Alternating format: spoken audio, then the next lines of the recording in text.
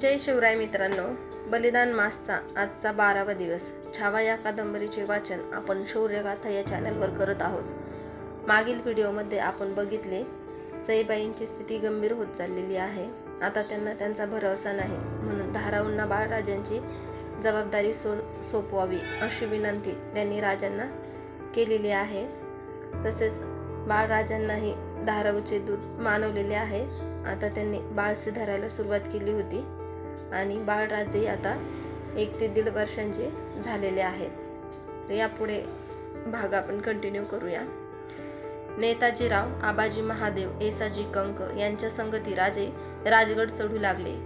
गडाच्या पाली दरवाजातून पालखी पार होताना नौबत दुमदुमली. तिच्या आवाजाने पद्मावती माचीवरच्या निशाण बारदारांना आपोआप इशारत मिळाली. त्यांनी लगबगीने निशाण चौथ्यावर भगव्या जरीपटक्याचा ध्वजदंड उभा केला. पालखीत बसूनच राजांनी पद्मावती माचीवर आपली नजर जोडली होती. क्षणात त्यांना आभाळाच्या निळाक्षार टाक्यावर डुलणारा जरीपटक्याचा लहान भगवा राजहंस दिसू लागला. गडमाथ्यावरचा फडफडणारा जरीपटका बघताना नेहमीच आपल्या छातीवरचा जमा काखेजवळ दाटत जातो असे राजांना वाटत आले होते. आत्ताही त्यांना तसेच वाटले. छातीजवळ उजव्या हाताची बोटे नेत त्यांनी गडमाचीवर डुलणाऱ्या भगव्या राजहंसाला पालखीतूनच वंदन केले. गडावरच्या पद्मावती, संजीवनी आणि सुवेळा या तिन्ही मांच्यांवरून गेले 8 दिवस नवनव्या आसामी वाहत होत्या. राजांनी थैलीस्वार धाडून साऱ्या खाशांना राजगडावर पेश होण्याची फरमाने दिली होती. कान्होजी जेधे, मोरोपंत पिंगळे, मानाजी भोसले, सोनोपंत डंबीर, तानाजी मालुसरे, रघुनाथ बल्लाळ आत्रे, बाजी सर्जेराव निळपंत आणि रामचंद्र पंत बहुलकर, संभाजी कावजी, सुभानजी इंगळे सारी मंडळी जरोरीने गडदाखल झाली होती आणि साऱ्यांना बोलावून धाडण्यात राजांना काय मनसबा असावा याची खलबते करीत होती. राजांची पालखी पद्मावती माचीवरच्या सदर महालासमोर ठाण झाली. राजांना साऱ्यांनी आदम मुजरे घातले. हे मुजरे आपलेसे करताना राजांची उभट मुद्रा उजाळून निघाली. दौडीत ठिकठिकाणी भेटणारी मंडळी आज इथं राजगडावर एका जमावाने दिसत होती. सर्वांसह माचीच्या सदर महलाकडे जात असतानाच राजांनी प्रमुख तटसर नौबत सिदोजी थोपट्यांना सदर दरबाराचा बेत सांगितला. वासुदेव पंत हनुमंतेंना मारा तबलच्या साजाची सरपोच बंद तबके सिद्ध करण्याची सूचना दिली. श्री साबांचे आणि पद्मादेवीचे दर्शन घेऊन आलेले राजे सदर बैठकीवर सुखावले. सर्व मंडळींना त्यांनी बसण्याची हाताची इशारत केली. सदर मंडळी सदर बसली. राजांनी पुजाऱ्याने पेश केलेल्या परडीतील भवानीचा भंडारा चिमटीत घेऊन ती चिमूट जगदंब जगदंब म्हणत सदरेसमोर उधळली. दुसऱ्या चिमटीने भंडारा कपाळावरच्या शिवगंधावर घेतला. चिमटीची दोन्ही बोटे आपल्या गळ्याला टेकवली. भंडाऱ्याची भली थोरली परडी साऱ्या सदरभर फिरवली. मानकऱ्यांनी आपले मळवट भंडाऱ्याने भरून घेतले. राजांनी आपल्या मनाचा हेतू खुला केला. एक तपापूर्वी रायरेश्वरावर आम्ही श्रींचे राज्यास आण भाकेचे बांधील झालो. उमर कवळी असता, दिमतीला मुठभर आसामी असता आम्ही अगस्तीचा मनशा बोलून गेलो. आजवर श्री सांब एश देणार थोर झाले. एकट्याने बांधू म्हणता राहणीचे साधे घरटे बांधणे साध्य नच होय. तो श्रींच्या गोमट्या राज्याची बाबत. आमच्या 2 हात कैसा नतीजा पावावेत. एक म्हणता 10 हात आमच्या पाठीशी आले. पोखथ्यांचे जाणते बोल आम्हास मार्गी लावते झाले. आऊसाहेबांचे मायेचे हार धीर दिलास आणि डोळे आशीर्वाद देत आले.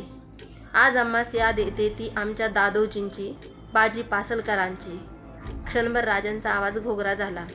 तुम्ही साऱ्यांची अंगेजनीने कस्त केली म्हणून श्रींचे राज्य अंग धरले. आज 40 गडकोटांवर जडीपटका जडला. 10,000 पाऊलोक आणि तेतुकाच घोडा लोकांचा जमाव जावला. आम्हा साऱ्यांची कदर करणे आहे, म्हणून ही सदर आम्ही बोलावली.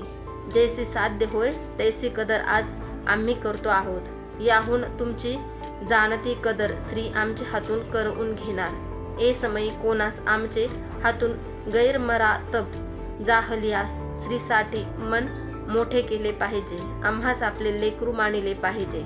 समस्तांनी लेकरास आसरा दिला पाहिजे.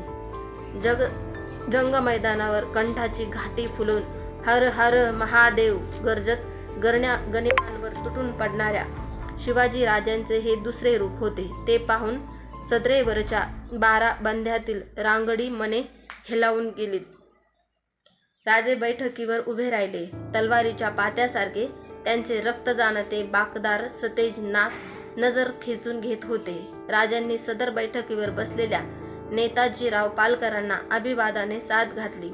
नेताजीराव, आमच्या सामने या. नेताजीराव राजांच्या समोर आले. कमरेत वाकून त्यांनी राजांना मुजरा घातला. कारभाऱ्यांची हाती धरलेली तबकावरचा सरपोस दूर केला. तबकात रत्नजडित मुठीची म्यानबंद तलवार, तुरेवाली कंगणीदार भगवी पडकी, शुभ्र बाराबंदी आणि मांडचोळणा होता. राजांनी तबकातील तलवार उचलली. तिच्या फासबंदीची गाठ नेताजीरावांच्या कमरेभोवती बांधीत ते तळपत्या डोळ्यांनी म्हणाले, सुभेदार नेताजी, आजपासून श्रींच्या राज्याचे सरनौबत झाले. गहिवरलेले नेताजीराव राजांचे पाय शिवण्यासाठी वाकू लागले. झटकन त्यांचे खांदे आपल्या हातांनी थोपवीत राजांनी त्यांना वर घेतले. क्षणभर नेताजीरावांवर आपली सूर्यपेठ नजर जोडून राजांनी प्रेमभराने त्यांना मिठी भरली. निळो सोनदेवांना मुजुमदारीची, आबाजी महादेवांना सुरनिशीची वस्त्रे राजांनी अशीच बहाल केली. येसाजी कंकांना पायदळाचे सरनौबत म्हणून रत्नजडित तलवार बांधली. कुणाला चांदीचे तोडे, कुणाला कडे, कुणाला कट्यार, कुणाला तलवार अशी साऱ्यांची इमानी चाकरीची कदर राजांनी केली. स्वतःसाठी गुणवंत आणि भोवतीच्या मंडळींसाठी गुणपारखी असा तो राजा होता. तो साऱ्यांची कदर करत होता. पण सदरेवरचा त्यांचा एक एक बोल एकूणच सारे धन्य झाले होते. त्यांच्या एका एका बोलासाठी जान कुर्बान करणाऱ्यांची सर्वांची कमरबंद तयारी होती. कदर दरबार सरला. राजगडाच्या कारभाऱ्यांनी बैठकीवर बसलेल्या राजांच्या हाती त्यांच्या मुद्रेचा नुकताच सुघड बनविलेला नवा साचा दिला. राजांनी तो निरखायला सुरुवात केली. त्या अष्टकोनी मुद्रेवर उलट्या साचेबंदात कोरीव अक्षरे होती. प्रतिपचंद्रलेखेबे वर्धिर विष्णू वंदिता साह सुनो शिवशेषा मुद्रा भद्राय राजते. ती चंद्ररेखेची मुद्रा पाहताना राजांना साईबाईंची याद झाली. त्यांनी ते नवे मुजुमदार निळो सोनदेव यांना बैठकीजवळ बोलावून घेतले. दमगीर झाल्या आवाजात राजे त्यांना म्हणाले, मुजुमदार, आमच्या कबिल्याकडे कापूरहोळच्या गड्याची धाराऊ आहे. तिला सालीना 26 होऊन तैनात जोडून द्या. जातीनिशी तुम्ही ते होऊन पावते करीत चला. सदर उठली. राजे बैठकीवरून उठले आणि महलात गेले. आपल्या फर्जंद शंभूला दूध आई जोडून द्यावी लागली. त्या दूध आईला तैनात तोडून द्यावी लागली. या बाबतीची सल राजांच्या मनाला लागून राहिला. आता शंभू बाळ एक एक पाय टाकीत चालू लागले होते. जिजाबाईंनी त्यांच्या उष्टवनासाठी फलटणचा हारकारा धाडून बाजाजी निंबाळकरांना निरोप दिला. बाजाजी शिवपट्टणात आले. शंभू बाळाचे ते मामा होते. बळजबरीने मुसलमान केलेल्या बजाजींना राजांनी पुन्हा शास्त्रपूत हिंदू करून घेतले होते. निंबाळकरांच्या महादजी या मुलाला सईबाईंची सखू ही थोरली मुलगी देऊन राजांनी त्यांना समाजात ठाव दिला होता. सखू लहान असल्यामुळे अजून माहेरीच होती. भाचेचे उष्टावन आणि सुनेचे दर्शन ह्या दोन्ही हेतूंनी बजाजी शिवपट्टणात दाखल झाले. ज्योतिषाकडून जिजाबाईंनी चांगल्या दिवसाचा मुहूर्त काढला. त्या दिवशी चंदेनी पाटावर बसून बजाजींनी शंभू बाळांना आपल्या उजव्या मांडीवर घेतले. शेजारी जिजाबाई, सईबाई, धाराऊ आणि सारारा निवसा होता. हातातील अंगठी काढून बजाजींनी चांदीच्या वाटीतील खीर ती बुडविली आणि त्या अंगठीने आपल्या भाच्याला खीर चाटविली. शंभू बाळांना सईबाईच्या हाती देऊन पाटावर वरून ते उठले. ती खीर माखली अंगठी मामाची भाच्याला उष्टावण्याची भेट म्हणून पाटावर ठेवली. शंभू बाळ आता खाते झाले. जिथे बाकीचा हिसाबच नाही असे राजांच्या आणि सईबाईंच्या हयातीचे भोवरे एकमेकांभोवती आजवर फिरले होते. आता सईबाईंचा भोवरा भिलकंडायला लागला होता. त्यांच्या पायातील भिंगरी सतत आल्यागत झाली. सईबाईंची तब्येत सुधारणा म्हणून राजांनी जिजाऊंच्या मसलतीने त्यांना हवा फेरासाठी प्रतापगडावर हलवायचे ठरविले. संगती खाशा जिजाबाई जाणार होत्या. शंभूबाळ आता 1.5 वर्षांचे झाले होते. बोबड्या बोलात बोलू लागले होते. वाडाभर धावत होते. धाराऊंचा त्यांना लळा लागला.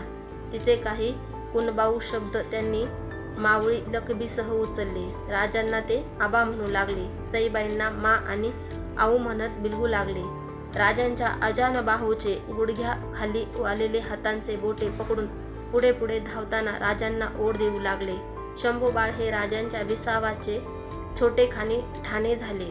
ते डोळ्याआड होऊ नयेत असे राजांना वाटत होते, पण सईबाईंना हलविण्याचा बेत ठरताच शंभूबाळाला पाठविणे भाग होते.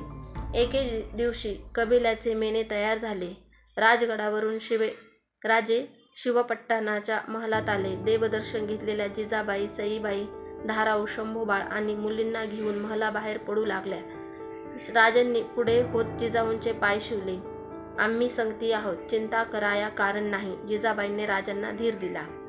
राजांनी धाराऊचे बोट पकडलेल्या शंभूबाळांच्या काखेत हात घालून त्यांना वर उचलून घेतले. त्यांच्या शिवगंध रेखलेल्या सतेज कपाळावर आपले ओठ टेकले. त्यांच्या चिमुकल्या पण निर्भीड डोळ्यात आपले डोळे घालून त्यांना हसत विचारले, शंभूबाळ, चालत चालत प्रतापगड चढाल? हा आबा, आम्ही पलत पलत गड चढू, शंभूबाळ डोळे मोठे करून बोलले. राजांनी त्यांची पाठ थोपटीत त्यांना खाली उतरवले. त्यांनी आपल्याजवळ ओढून त्यांची हनुवटी वर उचलीत जिजाबाई बोलल्या, गंगेच्या शांत विशाल पात्राने बिलकत्या खळखळात ओढ्याला बोलाव्या तशा बाळ शंभू, आबांच्या पायावर डोई ठेवायची ना? बाळराजांनी होकाराची मान डोलावली. जिजाबाईंना सोडून राजांच्या पायाजवळच्या फरसबंदीवर आपले चिमुकले गुडघे आणि हात टेकून वरच्या आकाशा एवढ्या उंच आबांकडे पाहत ते म्हणाले, आबा, आम्ही मुजला करतो, जय भवानी. आणि शंभूबाळांनी आपल्या कपाळावरचे शिवगंध राजांच्या पायांच्या सडक बोटांवर टेकविले. त्या स्पर्शाने क्षणभर राजांचे डोळे मिटले गेले. कबिला मेन्यात बसला. भोयांनी भोईपट सावरीत मेने उचलले. राजे कबिल्याबरोबर 4 पावले चालत गेले. मग झकडबंद पावलांनी खिळलेले राजे एकटक नजरेने दूर जाणाऱ्या मेन्यांकडे पाहत राहिले.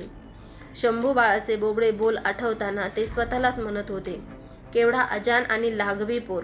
तो मासाहेबांना बिलगून उभा राहिलेला पाहताना आमचे असणे आम्हीच हरवून गेलो आहोत असे आम्हास वाटते. आज आपण इथेच थांबूया. आज आपण बघितले की महाराजांच्या एका आदेशावर स्वराज्यातील दिग्गज मंडळी राजगडावर जमा होतात. यात कान्होजी देधे, तानोजी मालुसरे, बाजी सर्जेराव अशा अनेक निष्ठावंत मावळ्यांचा समावेश असतो. शून्यातून विश्व निर्माण करताना ज्यांनी साथ दिली त्या जिजाऊ मासाहेब आणि दादोजी कोंडदेव यांची आठवण काढून महाराज भावूक झालेले आहेत. स्वराज्यासाठी प्रत्येकानेच रक्ताचे पाणी केले आहे आणि म्हणून सर्वांचा सन्मान सोहळा महाराजांनी केलेला आहे. नेताजी पालकरांना सरनौबत ही पदवी दिलेली आहे. तसेच बाळराजांचा अन्नप्राशनाचा सोहळा हे वर्णनही यामध्ये केलेले आहे. आजचा हा व्हिडिओ आपल्याला कसा वाटला ते कमेंट करून नक्की कळवा. व्हिडिओ आवडल्यास लाईक, शेअर करा आणि शौर्यगाथा या चॅनलला सबस्क्राईब करा. मागील व्हिडिओची लिंक मी डिस्क्रिप्शनमध्ये दिलेली आहे, तिथे जाऊन तो व्हिडिओ नक्की बघा. जय शिवराय, जय शंभूराजे.